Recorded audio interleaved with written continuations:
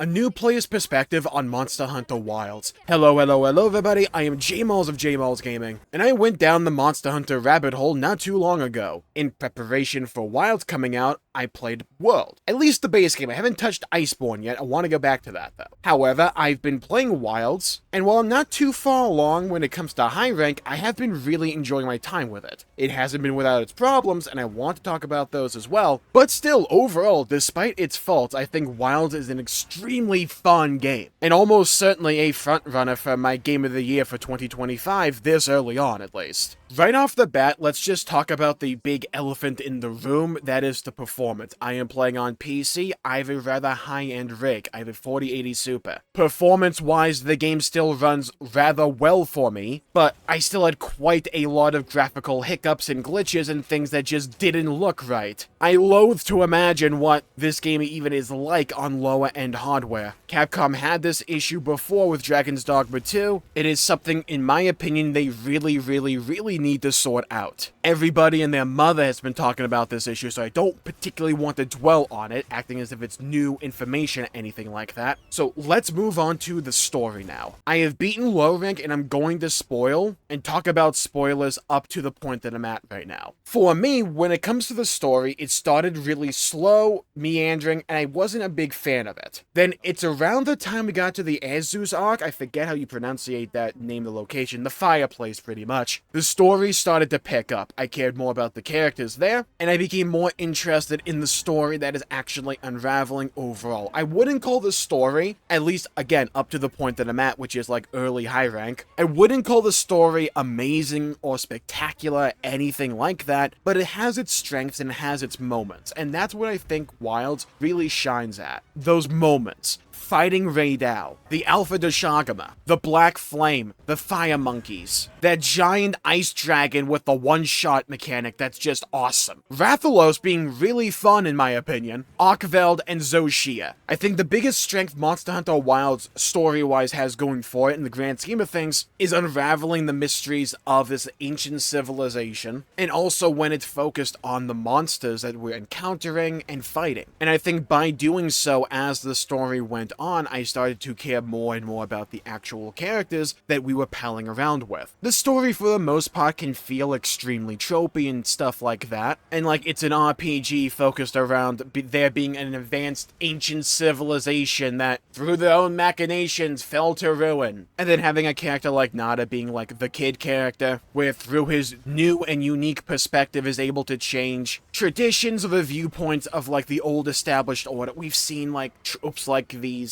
millions of times before. I think they handled okay here. Again, nothing that particularly blew me away outside of the giant aura farm that is the main hunter we play as, by the way. Christ. We actually find ourselves, and I found myself in this really funny situation where it's like, yeah, I think the story has its weak points and has its strengths, but I didn't care about any of that because the moment we got to Zoshia, the moment we had the hunter go, by my own order, when Nada is struggling because he knows the right thing is to utilize the pendant, which was passed down to him from his father, like this last memento he has to remind himself of his beloved father. He knows the right play is to utilize this to save everyone, but it's still a really tough decision, right? Absolutely, understandable. Just because you know you have to do something doesn't mean that it's easy to do it. But we come in being like, alright, and I swear to God, what they should have done was get the rights to the song Super Bon Bon, because that's the feeling here. Step aside and let the man come through. Let the man come through. And we pretty much, without actually saying it, go, why do any of this emotional crap? Dude, I'll just solo this. And we grab the knife we used to carve materials from the corpses of monsters. We break the giant, like, ice-like structure Zoshia is in, and then we lay an ass whooping of epic proportions upon him. In one of the coolest fights I've seen in this franchise so far. Again, I've only done the base game of Worlds, and now Wilds, but good God, was this cool! And it's like a moment like that, to me, can completely recontextualize a character. Because I did not care about Nada at all, but that moment when he was genuinely struggling and we came in like his guardian angel to be like, we'll get you your happy ending, kid. I thought that was rather sweet. And also just really cool. And it goes to show how you can utilize Rule of Cool for also good emotional-based storytelling. Look, there's a reason that scene in particular is making the rounds on the internet just because of how freaking cool it is. Like, we were rivaling the guy from Solo Leveling when it comes to aura farming. Absolutely love that moment, and it made me like Nada as a character. Because generally speaking, I'm normally not that big of a fan of like these kid characters that come along with like a new perspective that'll just change how everyone views everything or the old established traditions. I view that kind of trope to be played out. That was a moment that really felt genuine to me. And the story in Monster Hunter Wilds went from something that to me was one of the biggest weak points early on to becoming one of its strengths. It wasn't a story that's gonna blow you away or anything like that.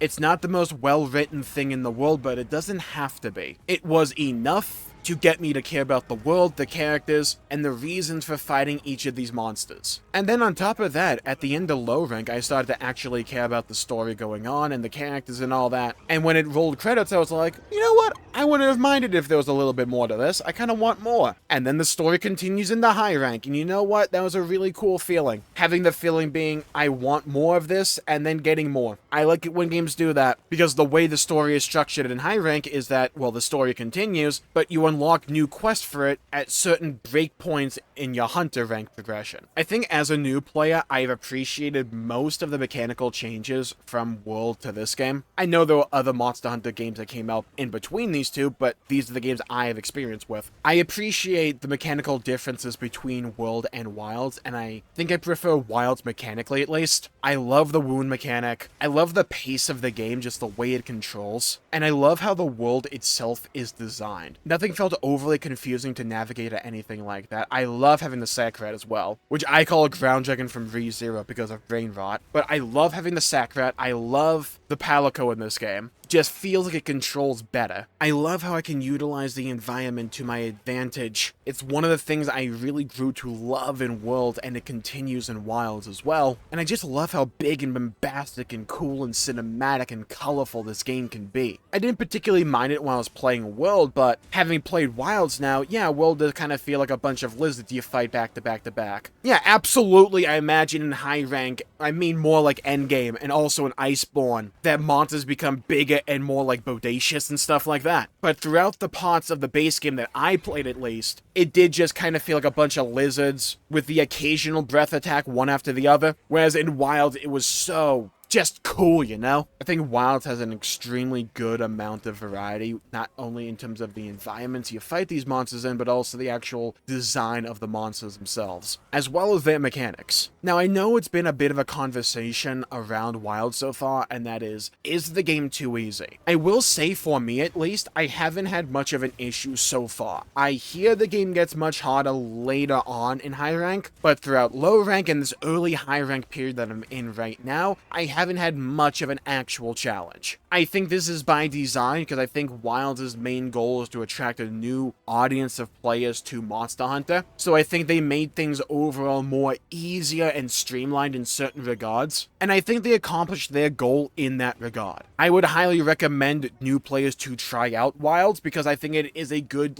starting point into this series. I think World is also really good in this regard. It's just I thought World has a few giant jumps of difficulty throughout its main campaign that Wilds just doesn't really have. And like I've mentioned before, if we're comparing mechanical differences between World and Wilds, I prefer the way Wilds does things generally speaking. I prefer its faster pace, I prefer the less reliance on grinding and stuff like that. I love the wound mechanic, I love focus, I love a lot of the things that Wilds tries. I think for me as well, Monster Hunter clicked for me in World, where I had to learn the formula, I had to learn the pace, I had to learn how to play the game in World, and I was able to take that knowledge and that experience over into Wilds, so I had an easier time because I had already gone through my training arc in World. So I knew how to play things like switch axe. I knew wait for my moment, wait for my opportunity. I knew how to prepare. I knew a lot of these things that I had to learn the hard way back in World. So you would hope that Wilds would be easier for me because of that. I'm also not someone who thinks necessarily because something is easier or harder that makes it better or worse. I think mechanically speaking, Wilds is really satisfying and fun. The monsters and the actual fight design is really good. I think Rathalos is a ton of fun in this version, with the Wilk mechanics and just it not like flying 500 feet in the air at all freaking times. That helps a lot. When it comes to the actual weapons I've been utilizing two, Switch Axe and Greatsword, and I love both. I wanted to try out Greatsword, but I didn't know when I would actually really try it until I was fighting one of the final fights in low rank in Wilds, and I misclicked on the Sakrat, and I swapped over to Greatsword, and I didn't realize it until my combos didn't work anymore. Then I just decided, screw it, I'll just keep using this thing, and I've fallen in love with it. It's a different pace, it's a different gameplay flow. I can actually guard now, but I think it goes to show one of Monster Hunter's biggest strengths, and that is how different the game can feel, but also stay the same feeling, if that makes sense, going from one weapon archetype to the other. Each weapon pretty much gives me different tools in terms of how I can interface with these monsters, in terms of how I can react to these fights, in terms of what I'm prioritizing, what my flow is, all of that. That's a really cool thing about this series that I've really grown to appreciate and love. So is Wilds a perfect game? No, not by any stretch of the imagination, but I think in spite of its faults, it is still extremely fun and enjoyable. They need to sort out these like ports. They need to sort out the optimization for the game. Absolutely 100%. There's no excuse for that in my opinion. But I think if you can get through that and you can play the game and enjoy it like that, I think this game has a ton of greatness that is available. A little bit slow early on when it comes to the story, and it feels quite a bit tedious, but I think it genuinely does pretty much pick up. And I've been really enjoying high rank. So with that, I'll call the video there for the day. Thank you all for tuning in. My pleasure making the video. If you enjoyed it, please leave a like and subscribe. It really helps the channel out and helps support future content, and I greatly appreciate it. And leave a comment down below with what weapon do you rock in Monster Hunter, or what do you want to rock, and also what your favorite fight has been so far in Wild. I'd love to hear your thoughts, hear your opinions, and hear your perspectives. Stay safe, have a great day, and I'll see you all next time. Bye bye everybody, until we meet again!